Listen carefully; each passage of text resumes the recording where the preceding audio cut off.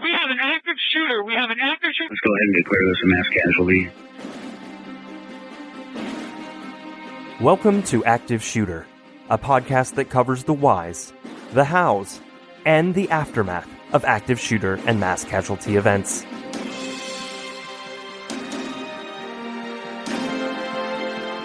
They have an active shooter in the building. A second call says they are being attacked. I've been shot. 16910 means we got shots fired at 4:15 at Route 291. Sounded like an automatic firearm.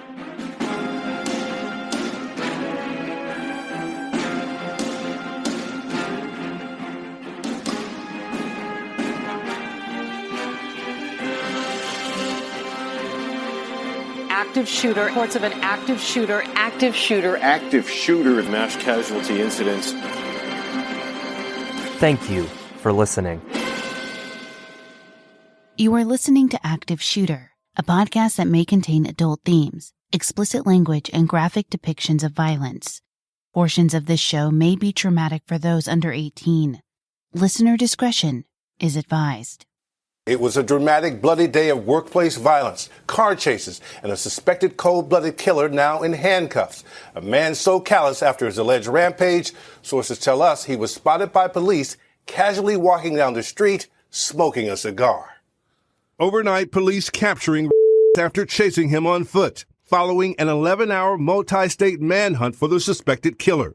Accused of gunning down 3 people and critically wounding 2 others at his office just outside of Baltimore, then shooting another man in Delaware. Advanced Granite Solutions and 28th Street Auto Sales are 2 businesses offering vastly different services. There wouldn't appear to be any nexus between the 2. They sit 50 miles apart in 2 different states. Yet, on October 18th, 2017, the 2 were inextricably linked by hate. The hate one man harbored deep in his heart was carried out in the most horrific way possible, by brutally stealing the lives of several people, and permanently altering so many more lives, perhaps beyond repair. Today's case is dedicated to the lives and memories of the 3 injured survivors, and the 3 shooting victims, Jose Hidalgo Romero, Enis Mervaljak, and Bayar Sakan Tudev. Active Shooter the podcast is a High Five Holly production, and I'm your host, JT. If you've listened to our prior episodes, you know that the Active Shooter podcast team has taken the No Notoriety pledge, and we will not be sharing the real name of the shooters that we cover. We will be giving the shooters a pseudonym and refer to them by that name throughout the episode. This will help in clearing up any confusion in the story, while remaining true to our pledge in not naming the shooter by their actual name.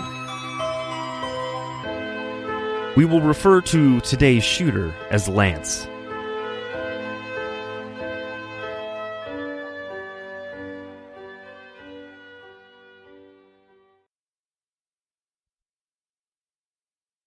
Advanced Granite Solutions, a manufacturer and installer of granite countertops, was a company owned by Burak Kaba and operated in Edgewood, Maryland, since 2004.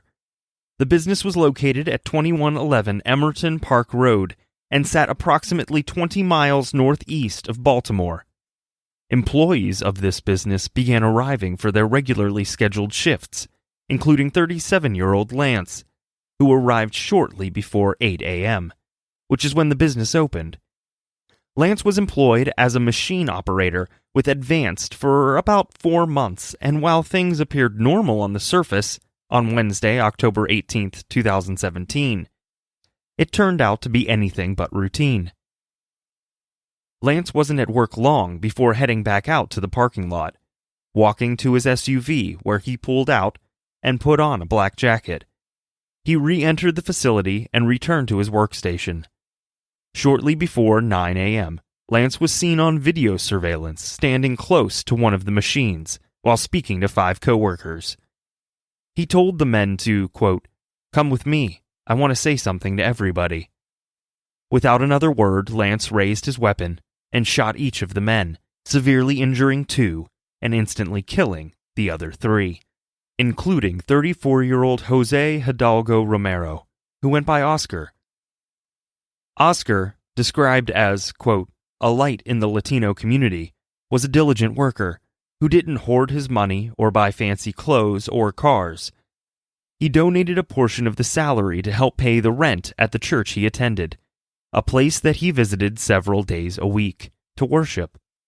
Oscar had lived in El Salvador, but came to Maryland to live about 13 years earlier to help care for family. The selfless gesture further illustrates the compassionate and generous nature of this man, for he left his wife, child, and siblings in El Salvador to work and care for others, and the family he left behind will never be the same without him. Lance's short, deadly blasts also stole the life of 53-year-old Bayar Saikhan Tudev, a father of one daughter and two sons, and grandfather to many. Born on March 31, 1964, in Mongolia, he immigrated to the States to pursue the proverbial American dream. Before visiting in the U.S., he owned a furniture business in his home country, where he'd also been a gymnast in his youth. Bayar Saikhan was a music aficionado, especially for rock and roll, and his favorite bands were the Bee Gees, the Beatles, and the Rolling Stones. He had plenty of time to jam out to his favorites every day, as the commute to work was 2 hours. He enjoyed the work at Advanced Granite Solutions so much he didn't mind the extra long commute from Northern Virginia, not when it meant doing what he was passionate about. Indeed, his greater ambition was to one day have his own granite company. Bayar Saikhan was a regular fixture at his church and was learning to play gospel music on his guitar. He was chosen to be baptized at the Washington Mongolian Church in April, a decision he was genuinely honored by. A role model for the younger generation at the church, Bayar Saikhan would be fiercely missed by all whose lives he touched. Initial 911 calls began rolling into Central Dispatch at 8:58 a.m., meaning the first call was nearly instantaneous. Deputies from the Harford County Sheriff's Office responded and were on scene within 4 minutes. The police immediately alerted the public to the armed gunman situation, and that he was already mobile, or on the run, by the time they arrived. Lance shot his co-workers and fled, driving a black 2008 Acadia, headed towards Delaware. Lance's picture was placed on FBI billboards all along I-95, from Philadelphia to Washington, D.C., and even in Atlantic City.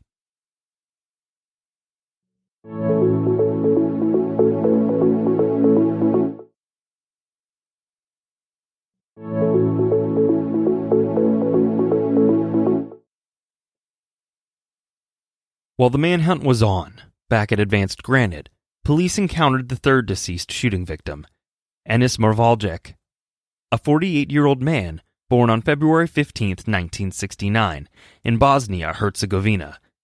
In 2002, Enis and his wife moved to Maryland, and he eventually began working for Advanced Granite. An enthusiastic man who never got angry, Enis loved his family and helping when he could. The weekend before he was murdered, he helped his daughter lay a stone driveway, not minding the work on his day off when it meant helping his child. Enis's wife moved back to Bosnia after several years of living in the States. She was terribly homesick, and though she returned to her beloved homeland, she and Enis traveled back and forth quite frequently. He was planning a trip there for the holidays, a trip that would never come to fruition, all because of the ghastly acts of a lone madman. Enis's body was transported to Bosnia, so he may be laid to rest with close family, who will visit and mourn their loss every day. The two injured employees were rushed to the University of Maryland Medical Center's Shock Trauma Center, where they were treated and ultimately released, though perhaps never fully recovered. Several nearby businesses and schools, including Deerfield Elementary, William Paca Old Post Road Elementary, and Edgewood Elementary, middle, and high schools, were placed on some form of lockdown, modified or otherwise. The school lockdowns were lifted a short time later. Police continued searching for Lance, while another team worked on securing the scene at Advanced Granite's facility. Because police didn't realize that this was a very targeted attack, they didn't anticipate that he had another mark in mind, a former coworker that worked with Lance at 28th Street Auto Sales, a used car dealership located at 2801 Northeast Boulevard, Wilmington, Delaware, about 50 miles from Advanced. Along the way, Lance stopped at a Walmart, where he purchased more ammo. He arrived at the dealership at 10:45 a.m. and immediately approached former friend and coworker Jason Ball in an aggressive manner. One of the former dealership employees later reported that she'd known Lance ever since childhood. She could easily identify him. She briefly spoke with Lance in the parking lot, and he asked her where Jason was, to which she responded that she wasn't sure. She watched Lance walk into the dealership and pull out a firearm. He walked towards and into Jason's office, where Jason was meeting with employee Court Hughes. Lance raised the gun and shot Jason twice, with the first bullet hitting him in the face before lodging firmly into his spine. The employee in the parking lot ran away when she heard a gunshot. Lance wasn't able to keep shooting, so he stepped out of the office to clear a jam in the gun. Though he was severely injured, Jason managed to push his desk against the door and give himself a temporary reprieve from danger. Lance cleared the jam and pushed through the barricaded door and shot into the office again. He left the building and immediately walked right back in, pushed the office door open, and shot into the office one final time. He shot at Jason 3 times, but hit him twice. It's not clear whether the second or third shot struck Jason in the pelvic area. Jason survived his injuries, and it's nothing short of a miracle. The employee that was meeting with Jason, Court Hughes, was able to escape the shooting unharmed, or rather, physically unharmed. Aside from the trauma of witnessing his superior be shot before his very eyes, Court heard Lance, after shooting Jason, say in a menacing tone, quote, "Bleed out, bitch," before turning and running from the building. Jason crawled to the front entrance of the building and called for help until other employees raced to his side, providing temporary triage. Jason named the shooter, saying he knew the man for several years. The police were called and the Wilmington Police Department arrived at the dealership. Jason was still conscious enough to tell both. The police were called, and when the Wilmington Police Department arrived at the dealership, Jason was still conscious enough to tell both the shooter's identity as well as the description of the vehicle Lance drove. Officers spotted a GMC Acadia turning out of the dealership and, as such, managed to slip through the police's fingers. As he was on the run from law enforcement in Delaware, officers witnessed Lance throw something out the window. That something proved to be the murder weapon. Now they could connect Lance to the gun and to the shooting, especially since he used the same gun for both shooting sites. During his escape, Lance shot at another witness, though mercifully, he missed, although he managed to lose a boot in the process. At 5:35 p.m., a tip was received that Lance was witnessed walking away from his car near Glasgow High School in Newark, Delaware. He was puffing on a cigar, appearing like he hadn't a care in the world. Lance was about 15 miles from the dealership before the witness reported the sighting near the high school. At 6:48 p.m., Lance was seen walking behind the school, and by 7:05 p.m., he was taken into custody after a short foot chase with AFT agents. Lance was born on November 5, 1979. He was described as having significant anger issues, erupting into violence and exhibiting combative behaviors. An advanced Granite employee later said that Lance had approached them a month before the shooting, accusing the employee of talking about him to others. Lance was known for violence towards coworkers. Well, most people, really. It just seemed that at work in particular. Lance lost his cool and got hostile, especially if he believed someone was gossiping or talking behind his back. They usually weren't, but Lance wasn't convinced.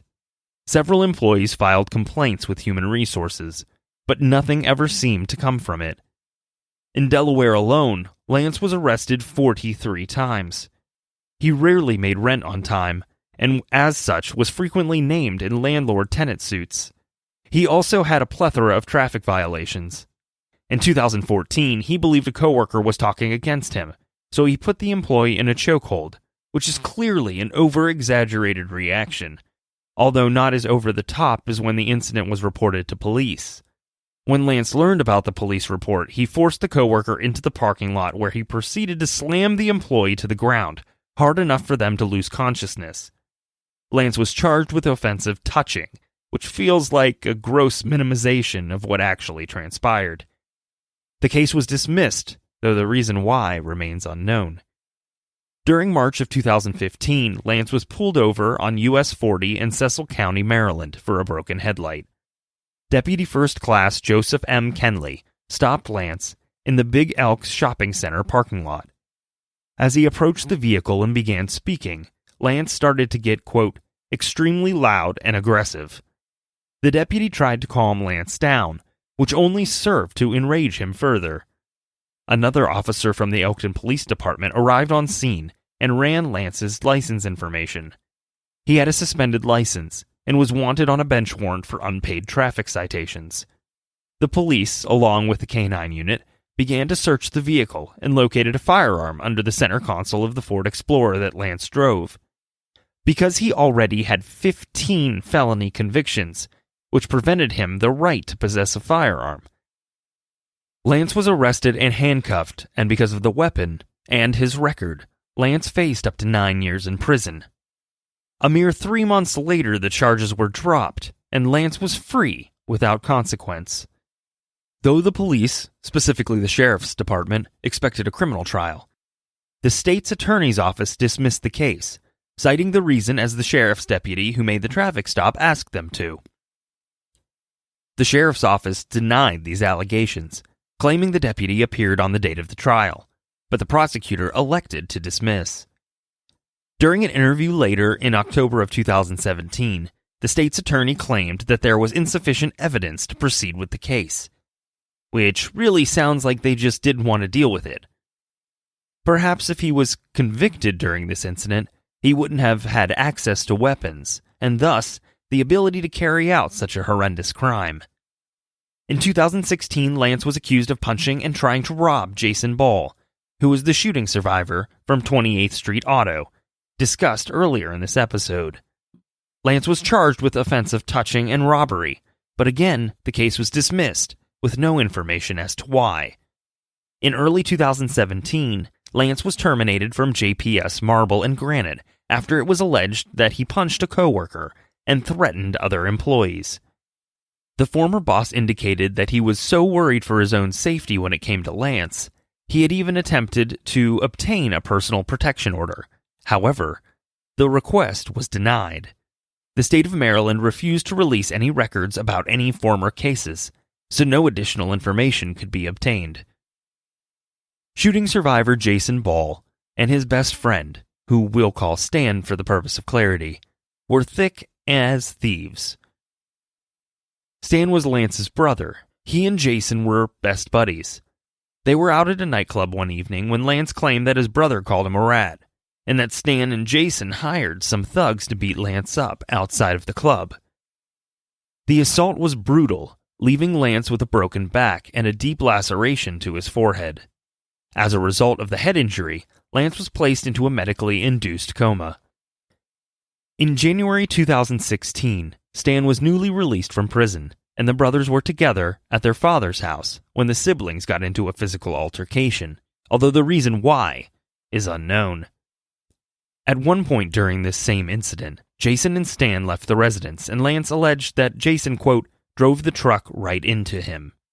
Jason was going to testify in this manner, but the case was dismissed and never reauthorized. People in Lance's family described a time when Lance and Jason were leaving Lance's father's funeral, when Jason allegedly took a gun out of the center console and aimed it at Lance, which is a claim that Jason has staunchly denied.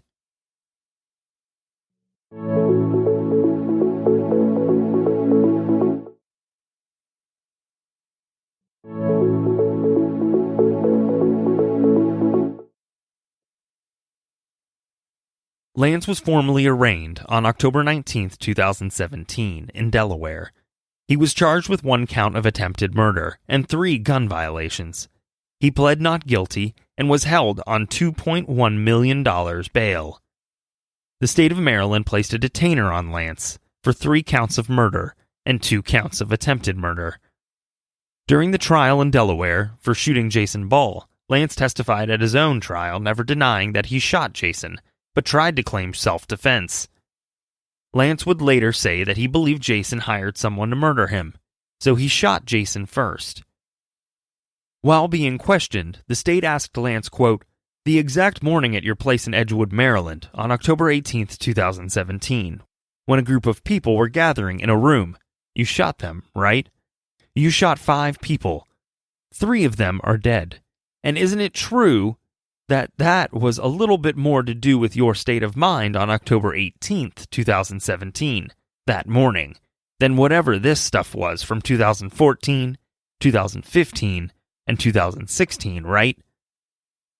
Lance didn't answer, so the state replied with, quote, "That's a non-answer," to which Lance replied, quote, "You've seen the pictures, you've seen the evidence." A Superior Court jury found Lance guilty of attempted manslaughter under extreme emotional distress, which was a lesser charge that the jury could consider. Lance was also found guilty of first-degree reckless endangerment, carrying a concealed weapon, and 2 counts of possessing a firearm during the commission of a felony. He was sentenced to 40 years in prison. Immediately after the trial, Lance filed for post-conviction relief, which the court denied. He then appealed for a Supreme Court's decision to the Supreme Court of Delaware. In the appeal, Lance claims ineffective assistance of counsel for reasons including not objecting to the court allowing the video of the Maryland shooting to be shown at trial. The video wasn't properly authenticated, and the court didn't afford Lance the ability to present evidence or witnesses that supported his defense, which forced him to take the stand. The Supreme Court affirmed the decision of the Superior Court. The Maryland trial took a bit longer to commence, but it finally did on October 13, 2020, and 120 prospective jurors were summoned to jury selection. As such, jury selection was held at the Havre de Grace Community Center, which allowed jurors to socially distance themselves. A food truck was brought in to keep everyone fed. It was the first trial to take place in Harford County since the pandemic. On October 28, 2020, Lance was found guilty on all counts. He testified on his own behalf, saying that he fired the weapon 5 times because a man made a, quote, threatening gesture. He continued by saying that he'd never used the gun before and that it jammed during the shooting. During his own testimony, Lance confessed to the crime, said he was sorry for what he'd done.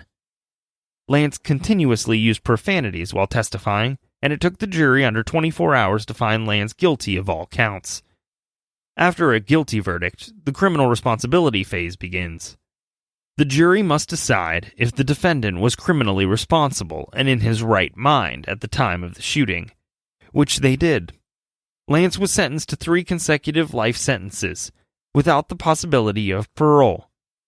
2 consecutive life sentences for murdering 3 people and attempting 2 more. Finally, he was also sentenced to 20 years for use of a handgun during the commission of a crime of violence, and 15 years for being a felon in possession of a handgun, concurrent to the last life sentence. All of the sentences are consecutive to the 40 years that the shooter is already serving in Delaware. He will never see the light of day outside of prison walls, and that may be the only justice out of this terrifying ordeal. We all have the unique ability to help prevent such a catastrophic event from happening, if we keep our eyes and ears open and never hesitate to report when something, or someone, just doesn't seem right. With a delicate balance of mental health reform, education, active shooter training, and common sense gun laws, we may one day realize the dream that there will be no more active shootings. We pray that love will prevail over hate. Too many have died. We should say to ourselves, not one more. In the meantime, we urge our listeners to stay aware of your surroundings and keep in touch with your loved ones. If you see something, say something. You never know how many lives you'll be saving.